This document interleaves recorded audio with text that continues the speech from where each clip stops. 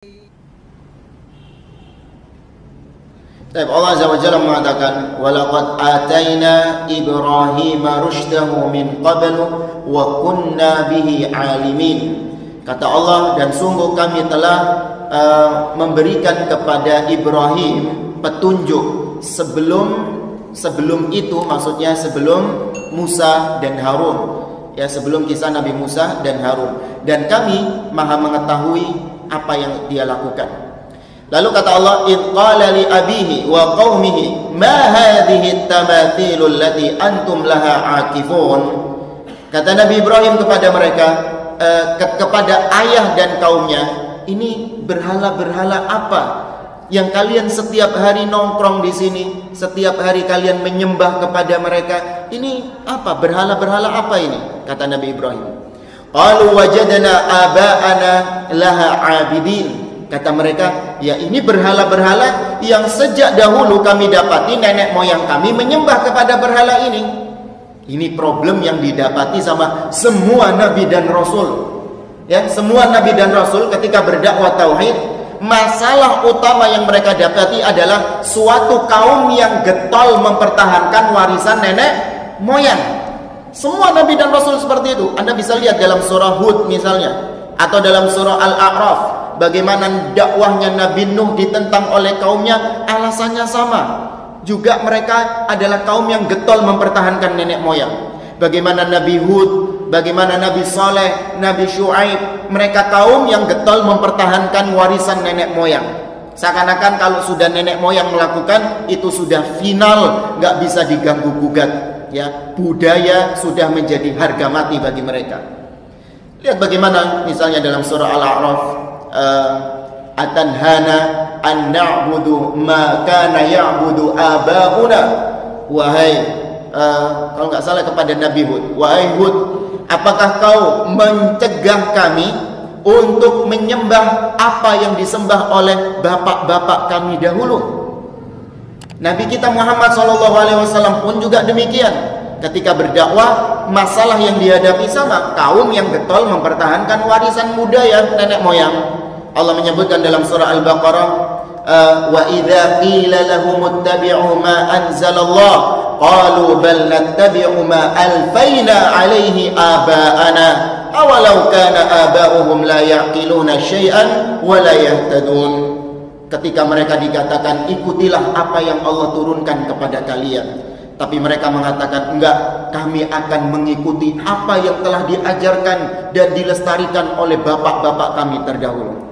Lalu kata Allah, apakah meskipun bapak-bapak kalian itu tidak mendapatkan petunjuk, tidak mendapatkan wahyu dari Allah, tidak ada jaminan kebenaran, kalian masih ngotot mengikuti mereka? Ya, ini Nabi Ibrahim juga demikian. Setelah itu kata Allah dalam surah Al-Anbiya ini ayat 54 selanjutnya, qala, kata Ibrahim mengatakan, laqad kuntum wa aba'ukum fi dhalalin mubin. Kata Nabi Ibrahim, laqad kuntum antum wa aba'ukum fi dhalalin mubin. Nabi Ibrahim, kata Nabi Ibrahim, sungguh kalian semuanya dan bapak-bapak kalian itu semua berada dalam kesesatan yang nyata, fi dhalalin mubin, kesesatan yang parah. Ini tentu membuat mereka marah. Anda kalau dikatakan Anda sesat, ini manusiawi. Anda kalau dikatakan Anda sesat, Anda marah. Lalu Anda lebih marah kalau dikatakan Anda dan bapak-bapak Anda, bapak Anda, mbah Anda, lalu buyut Anda semua sesat. Ini tentu akan membuat seseorang marah. Saya, bapak saya, mbah saya, buyut saya disesatin. Ini Nabi Ibrahim memang ingin memancing reaksi kepada mereka. Ya, bisa dikatakan Nabi Ibrahim memang lagi bikin masalah di sini. Tapi bikin masalahnya bukan bikin masalah yang bodoh seperti kebanyakan orang, tidak. Tapi Nabi Ibrahim di sini ingin menegakkan hujah kepada mereka bahwasanya apa yang mereka lakukan selama ini salah. Setelah itu mereka mengatakan, ajitana bil haqqi am anta minal la'ibin. Wahai Ibrahim, apakah kau datang dengan membawa kebenaran, atau kau ngomong barusan ini hanya sekedar main-main saja, hanya sekedar bercanda, kelakar saja, kau mencela bapak-bapak kami? Qala bal rabbukum rabbus samawati wal ard alladzi fatarahunna wa ana 'ala dzalikum minasyahidin.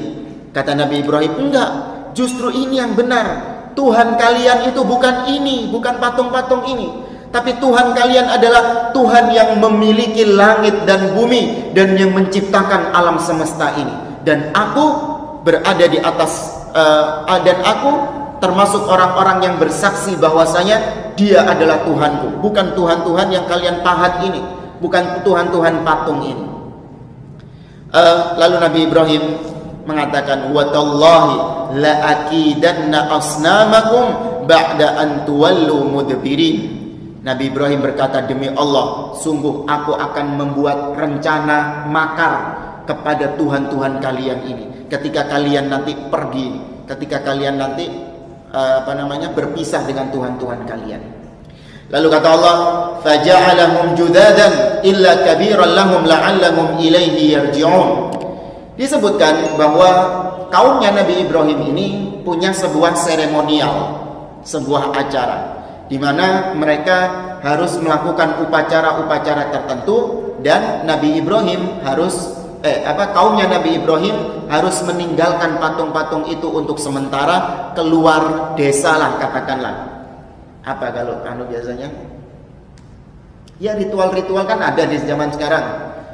Ya kan, kalau antum lihat di desa-desa itu ada yang namanya punden. Tahu punden ya? Nggak tahu juga ini yang orang desa apa ini. Ya, kita dulu waktu KKN di Bromo itu ada punden di situ. Setiap desa itu pasti ada punden-pundennya. Yang di situ diletakkan berhala-berhala dan mereka beri sajen-sajen di sana. Ada berhala-berhala di situ banyak. Nah, terkadang mereka ketika ada event tahunan, katakan hari raya, mereka harus mengadakan acara di luar desa mereka. Nggak tahu di puncak gunung, nggak tahu di lereng gunung, nggak tahu di mana. Pokoknya mereka keluar dari desa mereka untuk merayakan perayaan tersebut. Nabi Ibrahim diajak, tapi Nabi Ibrahim di sini nanti kita bahas. Nabi Ibrahim berdusta. Dia mengatakan ana saqim, aku nggak bisa ikut. Aku sedang saqim, itu maknanya adalah sedang sakit. Padahal Nabi Ibrahim sehat. Ya, Nabi Ibrahim itu tidak pernah berdusta, kata Nabi SAW. Nabi Ibrahim tidak pernah berdusta kecuali 3 kali saja, dan itu pun bukan dusta murni. Ya, itu pun bukan dusta murni. Ini salah satunya. Nabi Ibrahim diajak, tapi dia mengatakan aku sakit. Tapi bukan dusta ini. Maksudnya Nabi Ibrahim sakit. Sakim dalam bahasa Arab itu maknanya bisa jadi past tense, bisa jadi present tense. Ya, bisa jadi sedang sakit, atau telah sakit, atau akan sakit. Maka Nabi Ibrahim mengatakan ana sakim, itu berarti Nabi Ibrahim jujur. Dia itu sudah pernah merasakan sakit, atau dia akan merasakan sakit. Karena terkenal doa Nabi Ibrahim, wa idza maridtu fahuwa yashfin, dan apabila aku sakit dialah yang menyembuhkan aku. Akhirnya Nabi Ibrahim gak ikut. Setelah orang kampung keluar semuanya, barulah Nabi Ibrahim melaksanakan aksinya. Ya, Nabi Ibrahim memang tadi kita katakan cari masalah, cari problem. Tapi bukan problem yang ngawur-ngawur, enggak. Ini untuk menegakkan hujjah. Setelah itu dihancurkan berhala-berhala tadi. Ya, dihancurkan berkeping-keping, illa kabiron lahum, kecuali berhala yang paling besar, la'allahum ilaihi yarji'un, supaya mereka kembali bertanya kepadanya. Artinya inilah fitrah setiap orang, kata para ulama. Semua orang yang berbuat kesyirikan bahkan pasti masih ada fitrah tauhid di dalam dirinya. Kaumnya Nabi Ibrahim, mereka punya berhala-berhala yang banyak, tapi berhala-berhala yang banyak itu hanya satu berhala yang paling top. Ya, semua berhala itu ngikut kepada berhala yang satu, yang gede ini tadi, yang besar ini tadi. Adapun berhala-berhala kecil ini itu seperti prajuritnya yang satu itu. Artinya kan masih ada tauhidnya. Meskipun tauhid dalam artian mereka mengakui hanya satu yang berkuasa. Bukan kita katakan dia bertauhid secara syar'i ya, enggak. Paham ya maksudnya? Tauhid secara bahasa. Demikian pula agama Buddha. agama Hindu, mereka memiliki keyakinan dewa ini, dewa ini, dewa ini. Itu cuman asistennya dewa, ajudannya Tuhan yang kuasa yang satu itu tadi. Mereka meyakini Tuhan yang paling esa, yang paling besar itu cuman satu. Kalau dewa-dewa itu cuman ajudan-ajudan Tuhan-Tuhan kecil lah katakanlah. Ini fitrah tauhid masih ada. Nabi Ibrahim ingin mengembalikan itu kepada kaumnya. Dengan Nabi Ibrahim menghancurkan yang kecil-kecil dan menyisakan yang besar. Bahkan diriwayatkan Nabi Ibrahim mengalungkan kapak yang dia gunakan itu di lehernya patung yang besar tadi. Qalu, ketika mereka pulang, man fa'ala hadza bi alihatina innahu laminadh dhalimin. Kata mereka, siapa yang melakukan perbuatan ini? Sungguh dia adalah orang yang zalim, dia orang yang kurang ajar. Lalu sebagian di antara mereka mengatakan, qalu sami'na fatan yadhkuruhum yuqalu lahu Ibrahim. Kami, kata mereka, kami tahu yang melakukan itu. Yang melakukan itu adalah fatan. Kami mendengar bahwa yang melakukan itu adalah seorang pemuda. Fatan, pemuda itu fata itu disebutkan umurnya mungkin sekitar 15 sampai 20 tahun. Itu umur Nabi Ibrahim ketika menghancurkan berhala. Untuk bayangkan anak bocah umur 15 tahun sudah bisa melakukan menegakkan tauhid yang luar biasa ini. Beda, jangan dibayangkan sama anak umur 15 tahun di zaman sekarang ya. Nah, naik motor metik gonceng 3 kebut-kebutan. Iya. Itu umur 15 zaman sekarang, alay. Tapi kalau Nabi Ibrahim alaihissalam sudah menegakkan tauhid dengan melakukan perbuatan yang berani seperti ini. Tapi jangan ditiru. Ya, jangan ditiru. Kalau nggak ada maslahatnya, intinya membahayakan diri antum, jangan. Antum bukan seorang nabi, bukan seorang rasul. Nabi Ibrahim mendapatkan jaminan keselamatan dari Allah maksum. Ya, jangan terus gara-gara kisah ini antum datang ke pura langsung dihancurkan semua. Disuruh Ustadz Umar gitu. Jangan ya, semua menimbang maslahat dan mafsadat. Baik. Namanya adalah Ibrahim. Qalu fa'tu bihi ala a'yunin nas la'allahum yashhadun. Datangkan dia di depan manusia agar mereka menyaksikan tentang Ibrahim ini. Lalu didatangkan Nabi Ibrahim. Mereka bertanya kepada Nabi Ibrahim, qalu a anta fa'alta hadza bi alihatina ya Ibrahim? Wahai Ibrahim, apakah kau yang melakukan ini semua kepada sesembahan kami, kepada Tuhan-Tuhan kami? Nabi Ibrahim mengatakan, qala bal fa'alahu kabiruhum hadza fas'aluhum in kanu yantiqun. Kata Nabi Ibrahim, bukan. Yang melakukan justru adalah ini, yang gede ini loh yang melakukan. Coba tanyakan sama korban-korbannya ini, kalau memang mereka bisa berbicara. Di sini Nabi Ibrahim berdusta yang kedua, tapi nggak dusta juga. Di sini maksudnya adalah dusta dengan syarat. Kalau memang Tuhan itu bisa berbicara, maka ajak dia berbicara, ambil persaksian mereka. Siapa yang telah melakukan perbuatan ini? Kalau memang mereka bisa berbicara. Kalau memang mereka bisa berbicara, tentu mereka akan mengatakan bahwa aku yang melakukannya. Tapi selama mereka tidak bisa berbicara, kau nggak boleh nuduh aku, karena nggak ada saksinya, ya kan? Saksinya cuma ini, berhala-berhala yang hancur ini. Coba tanya mereka, ya pasti kalau mereka bisa berbicara, jawabnya Nabi Ibrahim yang melakukan, Ibrahim yang melakukan. Tapi selama mereka tidak bisa bicara, maka jangan tuduh aku, tuduhan tanpa bukti. Ini yang dimaksud Nabi Ibrahim ini. Nabi Ibrahim sudah dapat poin, sudah dapat apa yang dia inginkan.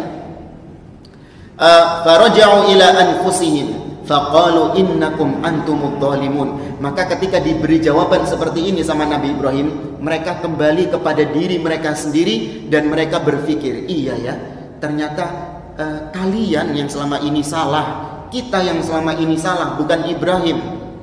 Lalu thumma nukisu ala ru'usihim laqad alimta ma haula'i yantiqun.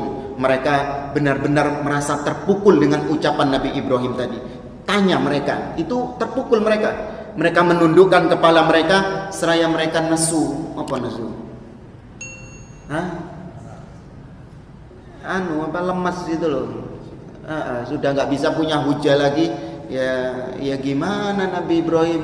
Kau kan tahu mereka nggak bisa berbicara, ngeremeng gitulah. Ya, karena mereka sudah dalam posisi yang terpojok. Kau kan tahu mereka nggak bisa berbicara. Ya gimana kita bisa bicara sama mereka? Nabi Ibrahim baru dapat ini yang ditunggu ini. Memang ini yang ingin dimunculkan sama Nabi Ibrahim. Mereka sadar akan kekeliruan mereka. Nabi Ibrahim mengatakan, qala afata'buduna min dunillah ma la yanfa'ukum syai'an wa la yadhurrukum. Apakah kalian menyembah kepada selain Allah, menyembah sesuatu yang nggak bisa ngasih manfaat kepada kalian, nggak bisa juga memberikan madarat kepada kalian? Uffil lakum wa lima ta'buduna min dunillah afala ta'qilun. Celaka kalian, celaka atas apa yang kalian sembah selain Allah Subhanahu wa taala. Afala ta'qilun, tidakkah kalian berpikir? Kalian tidakkah berpikir kalian ini kan bikin patung itu sendiri. Lalu patung itu hancur, kalian tanya siapa yang menghancurkan? Ya tanya kepada patung-patung itu. Lalu kalian mengatakan patung itu nggak bisa berbicara. Ya kenapa masih kalian sembah? Afala ta'qilun, kalau bahasa Surabayanya apa? Nang di utakmu. Ya kan? Nang di utakmu. Gitu. Singkatnya, qalu harrikuhu wansuru alihatakum in kuntum fa'ilin. Mereka akhirnya marah dan memerintahkan Nabi Ibrahim, memerintahkan orang-orang untuk membakar Nabi Ibrahim alaihissalam dan kerahkan semua Tuhan-Tuhan kalian untuk membuktikan kekuatan Tuhan-Tuhan kalian. Ya, karena Nabi Ibrahim telah melecehkan Tuhan-Tuhan kita. Di sini ada faedah juga bahwa secara asal hukum mencaci maki, menghina sesembahan Tuhan-Tuhan lain selain Allah itu nggak boleh. Ya, nggak boleh mencaci maki Tuhan-Tuhan lain selain Allah. Berdasarkan firman Allah Subhanahu wa taala, kalau nggak salah dalam surah An-Nisa, wala tasubbul ladzina yad'una min dunillah fayasubbullaha adwan bighairi ilm. Iya, surat apa itu? An-Nisa? Hah? Ada yang tahu surat apa? wala tasubbul ladzina yad'una min dunillah fayasubbullaha adwan bighairi ilm. Al-An'am ayat 108 ya. Surah Al-An'am ayat 108. Baik, setelah itu Nabi Ibrahim dilemparkan ke dalam api. Di situ Nabi Ibrahim alaihissalam dibakar oleh kaumnya. Ketika itu disebutkan dalam riwayat, beberapa riwayat yang dinukilkan oleh Imam Ibnu Katsir, malaikat datang kepada Nabi Ibrahim, Jibril datang kepada Nabi Ibrahim seraya menawarkan bantuan. Jibril mengatakan, "Ya Ibrahim, alaka ilayya hajah?" Wahai Ibrahim, apakah kau butuh bantuanku sekarang? Ini Jibril yang ngasih, yang nawarkan bantuan ya. Apakah kau butuh bantuanku wahai Ibrahim? Ibrahim lihat seorang yang tawakalnya kepada Allah sangat luar biasa, yang bergantungnya dia hanya kepada Allah Subhanahu wa taala. Ibrahim mengatakan kepada Jibril, "Amma ilaika fala." Adapun kepadamu wahai Jibril, aku enggak butuh. Jibril loh ini. Ya, yang dikatai seperti itu siapa? Jibril. Adapun kepadamu, aku enggak butuh.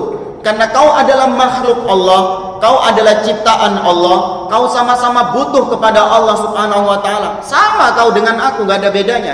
Kau makhluk, enggak pantas untuk aku sembah, enggak pantas untuk aku minta-mintai. Ini malaikat Jibril, ketuanya malaikat yang paling paling mulia di antara semua malaikat. Nabi Ibrahim gak butuh dengan bantuannya, gak pantas disembah.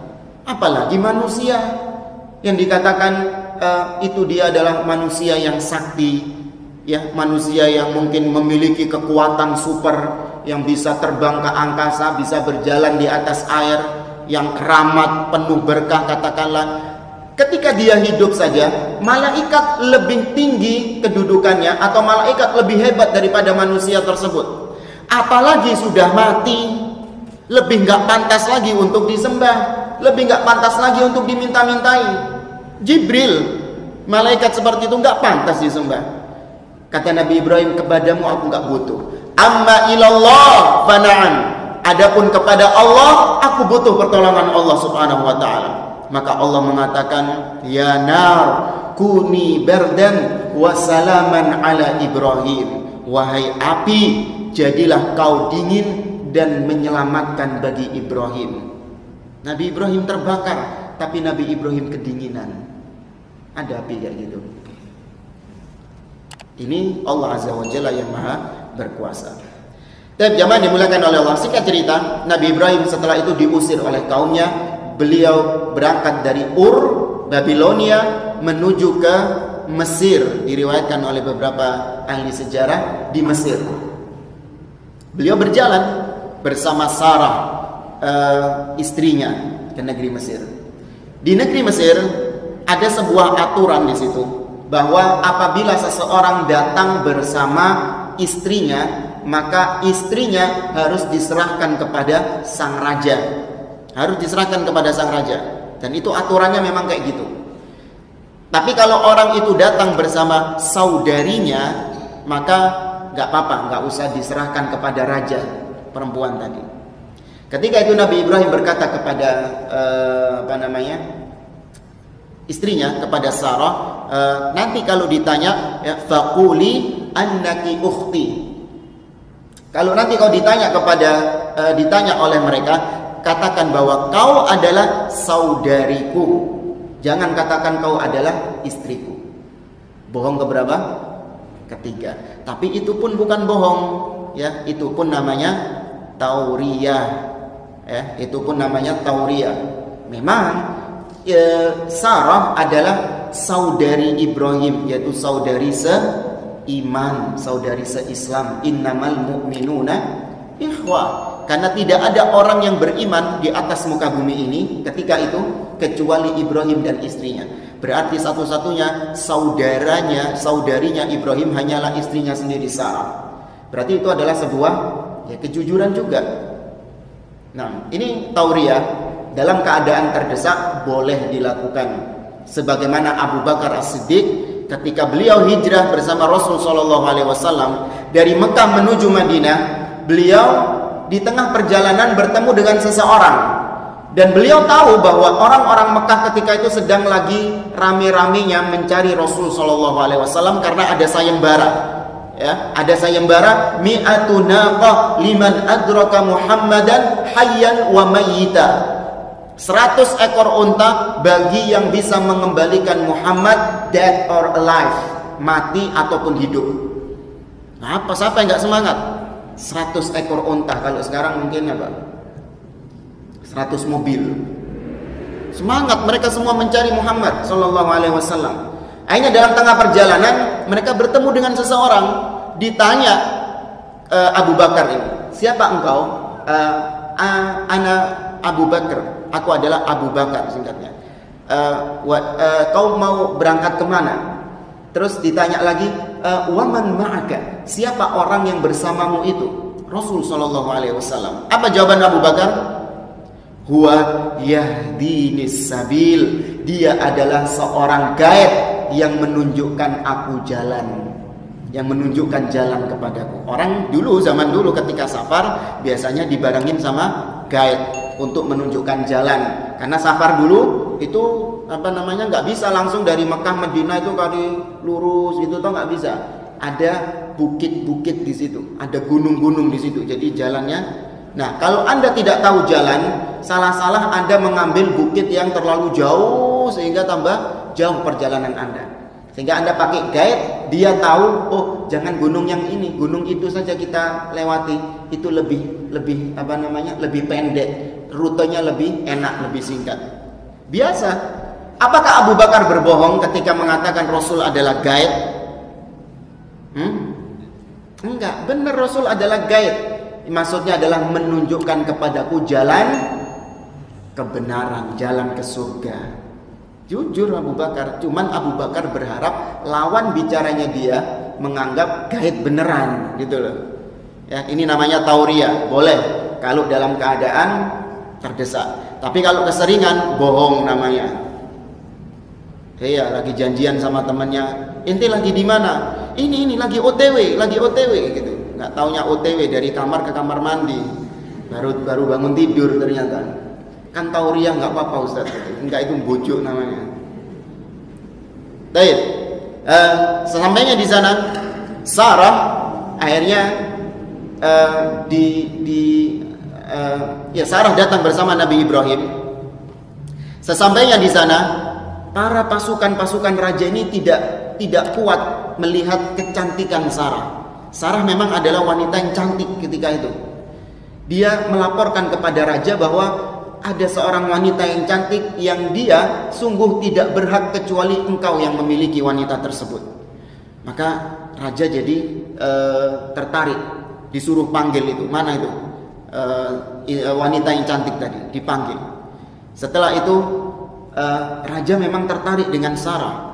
Raja ingin menarik Sarah, ditarik tangan Sarah. Ternyata ketika itu Sarah berdoa kepada Allah Subhanahu wa taala, tangan sang raja pun akhirnya lumpuh. Ketika itu sang raja meminta kepada Sarah agar dikembalikan lagi tangannya, minta kepada Allah supaya dikembalikan lagi. Sarah pun berdoa kepada Allah agar diberikan kesembuhan kepada raja tersebut. Raja pun akhirnya kembali sembuh lagi.